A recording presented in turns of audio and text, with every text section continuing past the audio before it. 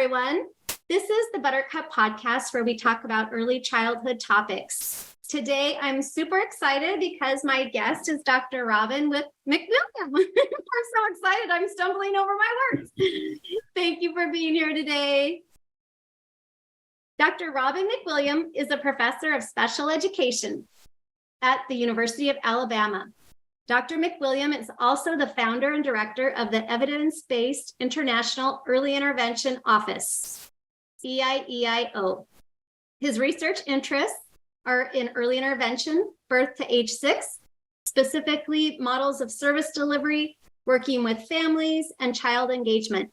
Dr. McWilliam developed the routines-based model of early intervention for birth to 6, and he's involved in the implementation in Australia, Canada, New Zealand, Paraguay, Poland, Portugal, Singapore, Spain, Taiwan, and the United States. Dr. McWilliam developed the international community of practice called the RAM Group to provide research and technical assistance on the routines-based model. Dr. McWilliam teaches doctoral students, lectures, conducts workshops, and writes. He serves as the international editor of the scholarly journal Infants and Young Children, and serves on numerous editorial boards. Thanks for being here today, Dr. McWilliam. I'm glad to be here. So can you share with us how you got started in early childhood education and early intervention and all the wonderful things that you do? All right. So first, let me say how happy I am to be talking to you, Dr. Macy. I've known you, a long time. I met you a long time ago. I remember with Mark Woolery. And I'm a big fan of your work as an individual and your work with Steve Bagnato. And I'll come back to that a little bit later on. But my start was an interesting one because I went to the University of North Carolina for my undergraduate degree, and I wanted to study early childhood special education. Well, I landed there about the same time that the Individuals with Disabilities Education Act, it was actually then called the Education of All Handicapped Children Act, was passed. Some people consider that to be the beginning of mainstreaming, which then became known as inclusion. And so UNC's response to this new law was to say, well, if we're going to be mainstreaming the kids with disabilities, we don't need special educators anymore. What a mistake that was. So I no longer had a major. And so I ended up in an innovative major called, what was it called?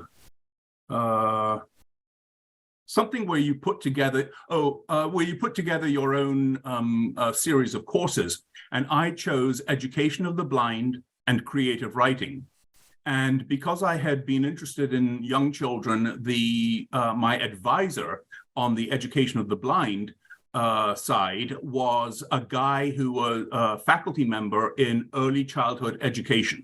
He knew nothing about blindness, but he did know a lot about early childhood education. So that was the beginning of my interest in that area.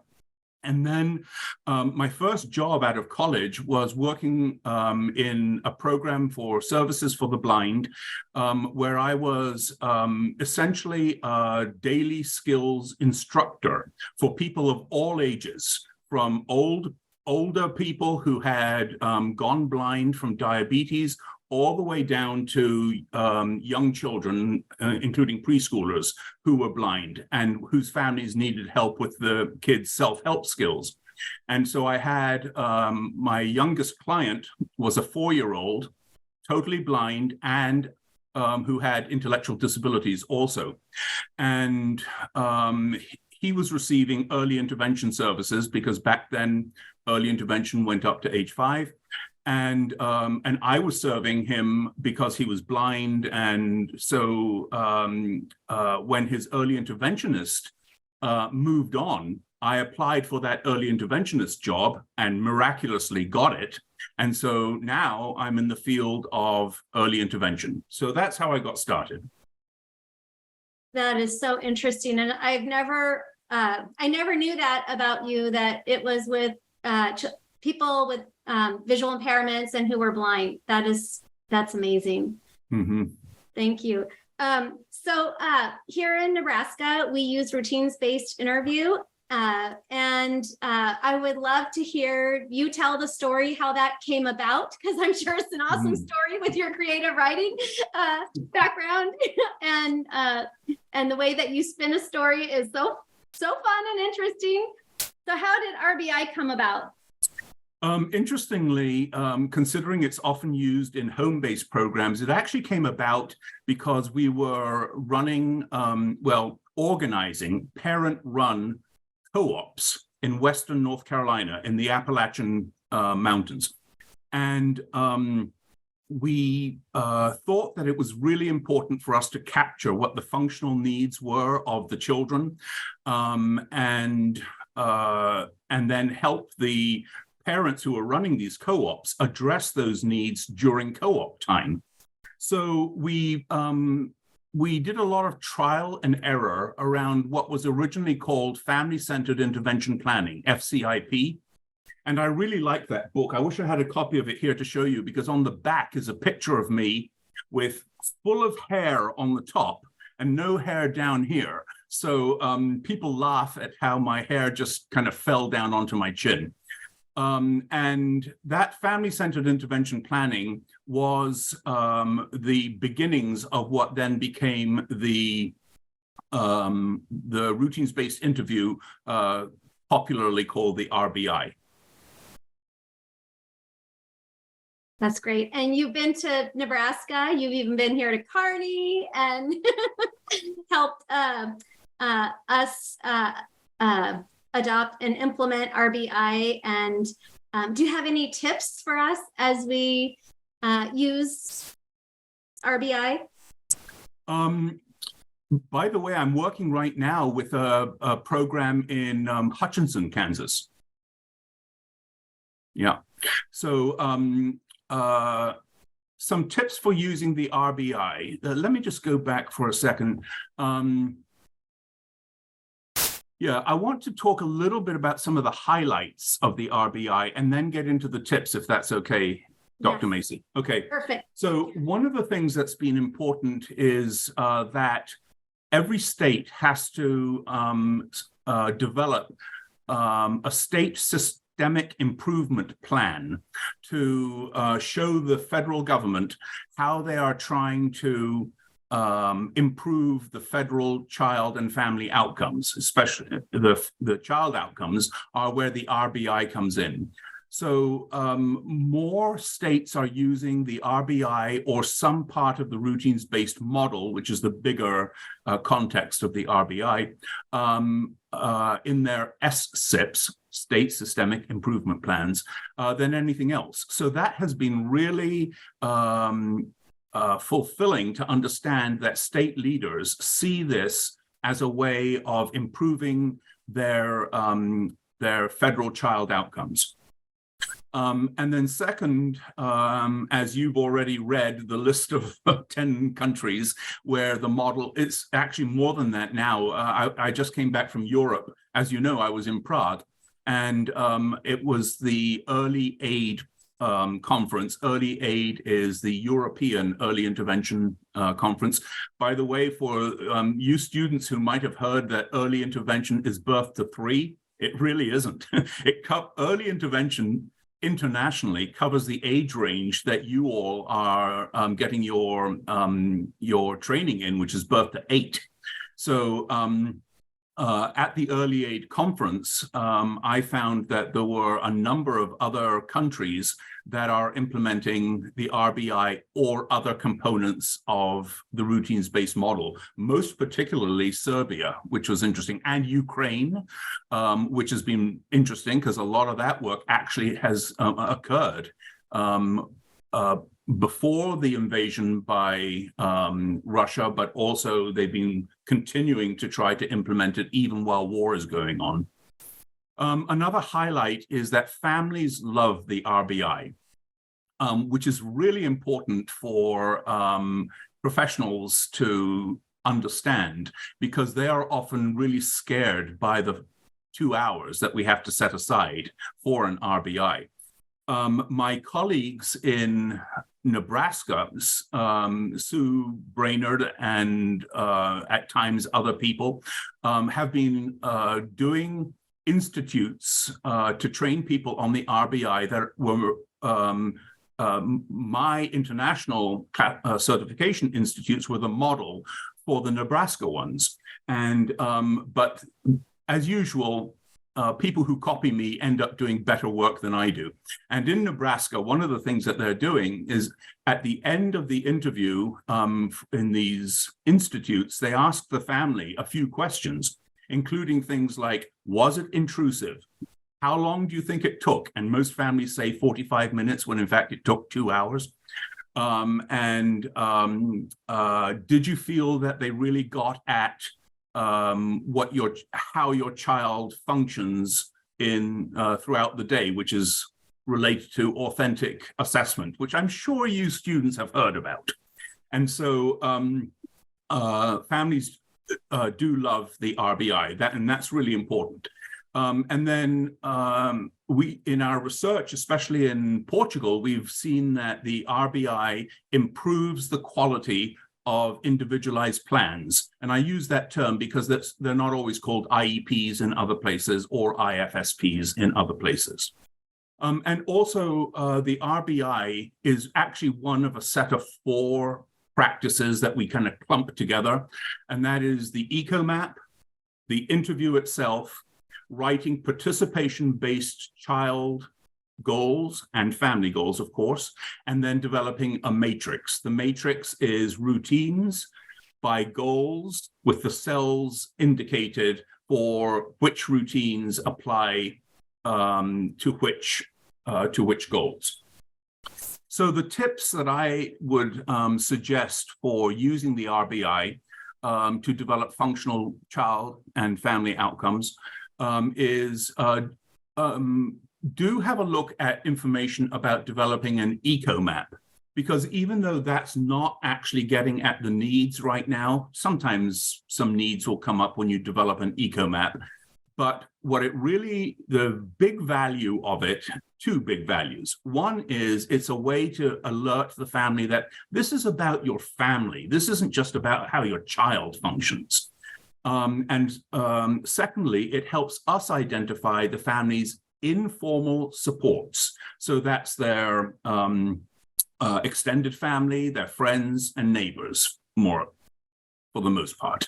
And that becomes important because then when we're trying to help the family, we know what other people might be available in the family's ecology to help with something so that we don't just mindlessly pile on services. In our field, we have an unfortunate tendency to think like this: got a need, get a service. Yeah, services aren't everything. Resources and supports are everything. Another tip is that 2-hour thing. Set aside enough time not to rush through an RBI. And you follow the family's routines. So we don't have predetermined routines. We ask, how does your day begin? And then we go through like that. But sometimes, because of my next point, we have to skip over some routines and go to the evening, because in each routine, you have to dig deeply. And that means ask in detail follow-up questions about the child's engagement, independence, and social relationships, which is kind of everything, really. It's the child's functioning. That means that to do a good RBI, you've got to know your child development. So you know the appropriate questions to ask. We do ask families the 3 magical questions. They are: do you have enough time for yourself or yourself and another person? When you lie awake at night worrying, what do you worry about? And if there's anything you could change in your life, what would that be? And the answers to those can sometimes be extremely telling and go way beyond just routines. The other thing is it shows the family that you care enough to ask these questions. So after we do a recap to remind the family of the concerns that they mentioned, they then choose the goals or outcomes. And we make sure that we get clarification so that sometimes the way the parent words it might not be helpful to us when we're writing the goal. So if they say, I want my child to talk, well, we already talked in detail through the interview about what the child's communication was like. But so when you say talk, are you saying use more words? Are you saying talk for longer, talk to more people? Get clarification so that you're not stuck with trying to write a goal that you didn't really get what the parent meant. And then the other thing I want to say, because of the age groups that you all are studying about, is we do teacher RBIs also. So our rule is if the child is spending 15 hours a week or more with anybody, then we should interview that person. I've had to lower that to 12 hours a week because there are some preschool programs where they're only there for 12 hours a week. And because teachers don't have a lot of time for these interviews, we can do those in 20 to 30 minutes, focusing on 4 kinds of classroom routines. A teacher-led activity, like circle time, for example, or morning meeting time, free play, or if centers is free choice, that would count also, snack or lunch, and outside time. So there are other activities and routines that happen in a classroom, but those 4, because they're all a bit different, quite different, they are helpful for being able to contain the length of a teacher RBI. So, Dr. Macy, that was my long rambling answer to your very nice question. Thank you. That was awesome. And is RBI always done on a home visit, or can it be done in a classroom setting during parent-teacher conference? What is the ideal situation for doing RBI? Yeah, so for families who are in birth to 3 services, home in the United States, home is the most common location. But once the children's primary setting is a classroom of some kind, it's perfectly okay for it to be there. It does not have to be the home, because the RBI is a conversation between adults. So where that happens doesn't really matter. Although I have to say that the fewer the distractions, the better it goes. And so sometimes even in homes, there are distractions of children and dogs and relatives. And sometimes in classroom places, there are people coming in and out. But it doesn't really matter.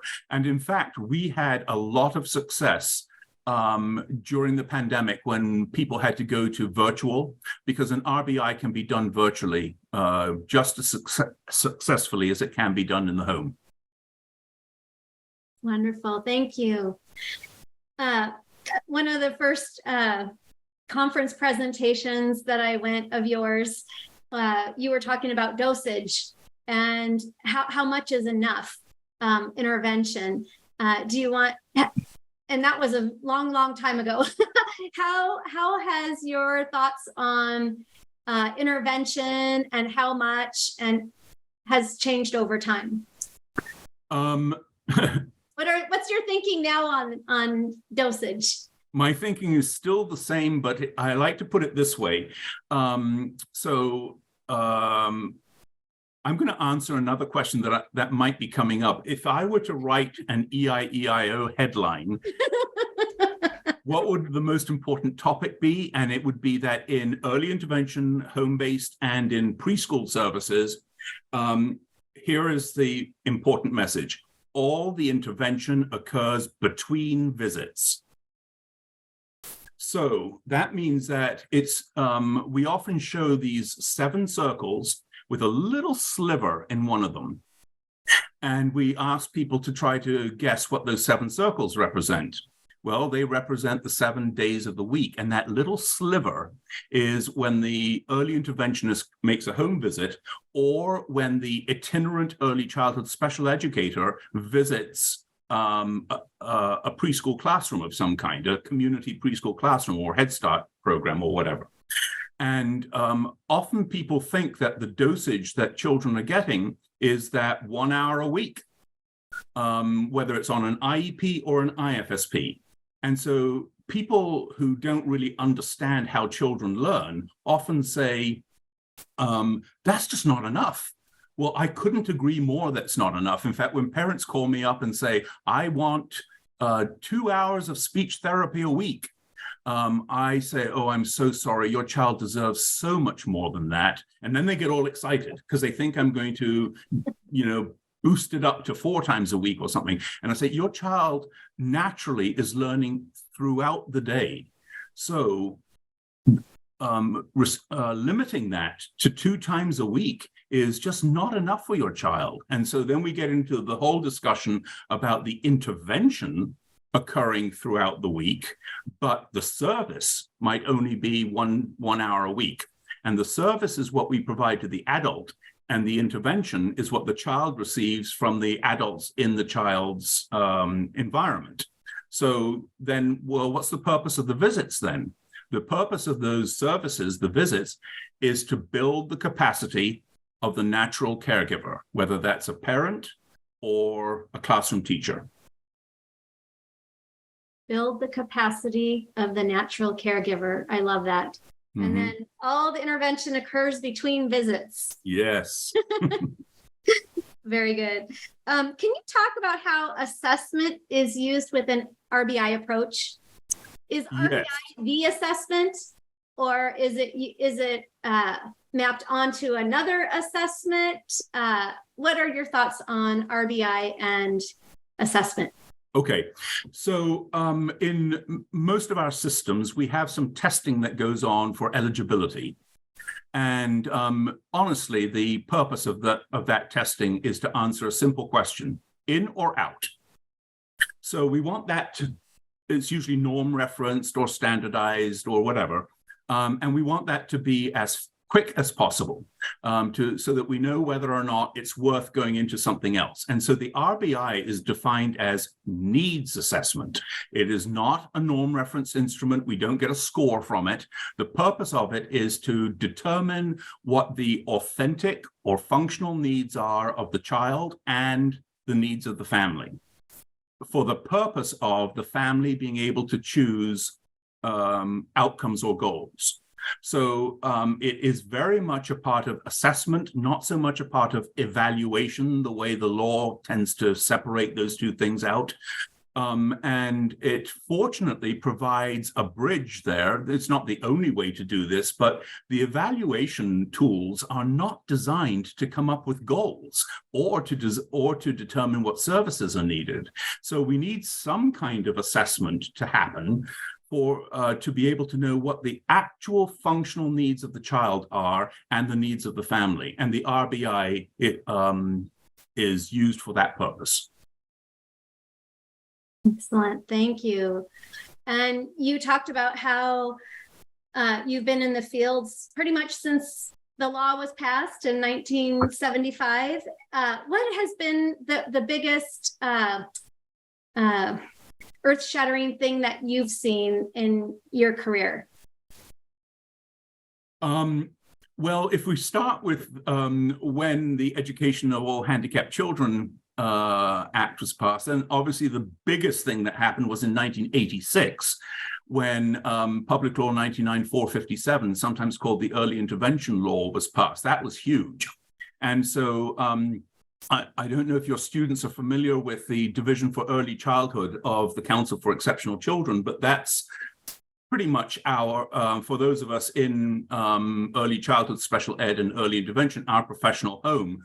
And I was at the conference in 1986 after that law got passed, and it was incredible, the spirit at that convention because of that law. So that was the biggest thing that happened. But one of my mentors was Carl Dunst, a name that should crop up a lot when people are studying early intervention. And Carl believed that the beginning of that law actually led to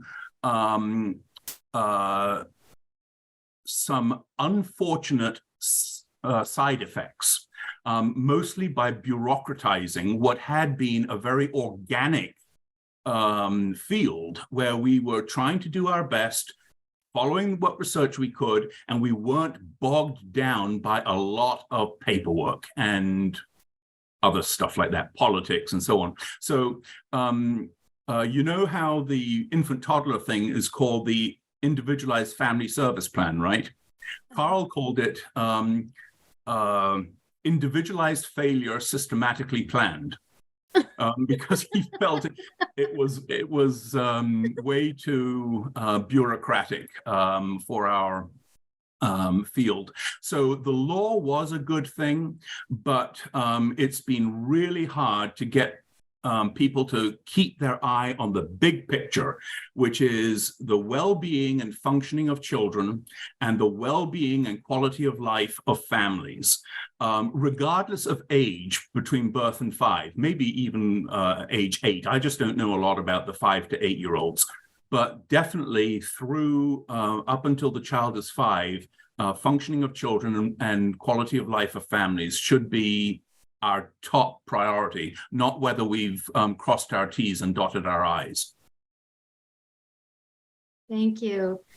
And I was going to ask you, what are elements of a good interview? But you kind of already went over that and talked about tips. And I know one thing that Francis Glasgow always talks about are doorknob concerns. Mm-hmm. A lot of pediatricians have 15 minutes to do a wellness check. And like RBI, you have 2 hours. So hopefully there aren't any doorknob concerns that happen at the end of the 2 hours. But when you only have 15 minutes or 2 hours, a lot of times it doesn't occur to parents to bring something up until the very end of the interview, sometimes when time is up, or maybe, they didn't want to ask it earlier, but now they've got a rapport and trust with the person. Do you have any suggestions for professionals who want to help families feel safe and support families who might have these concerns, but they either don't ask it or they ask it way at the end when time is running out? Yeah. Okay. So Frances Glasgow, actually, I was her supervisor once. No way. Really? Way. I was the division chief for the Division for Child Development at Vanderbilt University Medical Center, where she still has an appointment. So I never saw her face to face, but she was listed on my faculty list. So the one thing is, it's a myth to think that you have to know a family a long time before you can do an RBI. The RBI actually kickstarts a good relationship. That's one of its main purposes, is to establish a positive relationship with the family. So we do sometimes get these doorknob moments at the RBI. Usually, we finished writing down their goals, and then we're sort of wrapping up, and they bring other stuff up, and you think, oh, crap, now you mention this. And so what we find it all. For this one. Yeah. We find it all the time in routines-based home visits. Literally, the hand on the doorknob when you're trying to get out of the home, for example, and the family says, "Oh, by the way," and often those are not necessarily child-related things. And so we train our people to do 2 things: to say, that sounds like it's important. Let's address that next time if you want to. Let me write that down. And we literally write it down somewhere so that you don't get trapped into prolonging something when you've got to be somewhere else. But at the same time, making it clear to the family that you're taking what they're saying seriously and want to follow up with them if they still want to do it. Thank you. Dr. McWilliam, who or what inspires you and your work? Okay, so first has to be my daughter, Kirsten, who is my adult daughter, and she has disabilities. So she inspires me every day because she functions really well in many things, not so great in some other things, but I always think that it's for the Kirstens of this world that I do the work that I do. But also my partner in crime nowadays is Cami Stevenson, who is a practitioner. She's actually a supervisor of practitioners. And she and I do a lot of work together. And we're different ages. We're no, she's not the older one. I'm the older one. Different genders, different roles, and together we make a really great team. So she inspires me also in all the implementation work that I do, because my career has really moved from research over to implementation.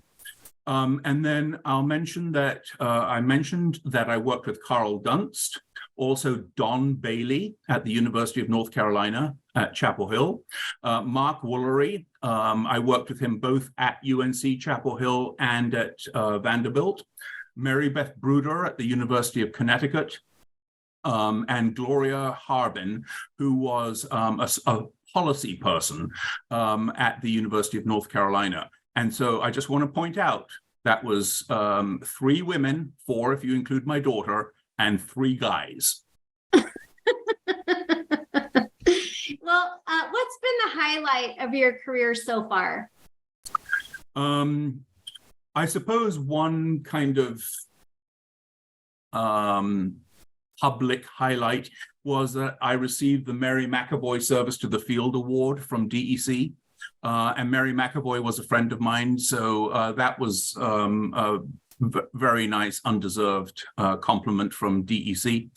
A second was going from the RBI to a full model for birth to 5. So the RBI is, as Mary Beth Bruder says, Robin, the only thing you've done in your career is the RBI. Oh, thanks a lot.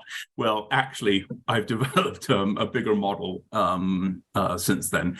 And the third one is probably the international implementation of the model, because that has allowed me to travel to very interesting places, but it has also forced me to understand cultural adaptations and where you strike a balance between fidelity to a model and cultural and local adaptation. And there has to be that wiggle room, in my opinion. Yes. And well, congratulations, Dr. McWilliam, on the Mary McAvoy Award. And for my students and anyone who's listening, the service award that's in her name, just to give you a little bit of background about who she was a professor at the University of Minnesota, and she was very influential in the field of early intervention and early childhood special education. And I believe it was her and Dr. Scott McConnell who started the conference on research and early intervention in San Diego. Yep, Every CRY. year there's a research conference, wonderful conference. And she did so many things, and it was so sad in the early 2000s. She passed away very unexpectedly in a plane crash, and we lost her. But her legacy lives on, and every year when you come to the DEC, Division for Early Childhood Conference of the Council for Exceptional Children, come to the awards night, because someone will receive the Mary McAvoy Award, and it's always fun to see. I know last year when we had the conference in Chicago, it was Dr. Santos from University of Illinois who received the award, and she gave an amazing speech. It was she was singing, and she just had all of us crying and laughing, and it was a beautiful speech. But congratulations on your Mary McAvoy Award, and all of the other accolades and accomplishments and achievements and all the things that you have contributed, Dr. McWilliam, to our field. I mean, you are such an amazing figure in our field. And will you be coming to the DEC conference this year, or CRY in San Diego? Not CRY probably, but quite possibly DEC. Oh, yes, I am. Because we already have our acceptance things. That's right. Awesome. Well, how can listeners follow you? All right. Hold on one second here. Chat. I put into the chat www.eieio.ua.edu, or you can write to me at ramcwilliam@ua.edu. Fantastic. So my students or anybody who's listening to this can contact you through your email or the EIEIO. And I wasn't going to ask you this, but how did you come up with that cool name? Is it from Old MacDonald? Yeah. When I was in Prague last year, I was telling them, it's the Evidence-Based International Early Intervention Office, EIEIO, and I sang, "Oh, MacDonald had a farm," and 450 people answered EIEIO. It was great. Awesome.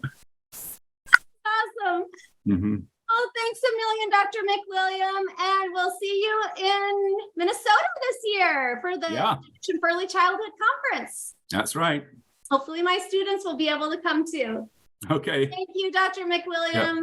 All right, bye. Thank you.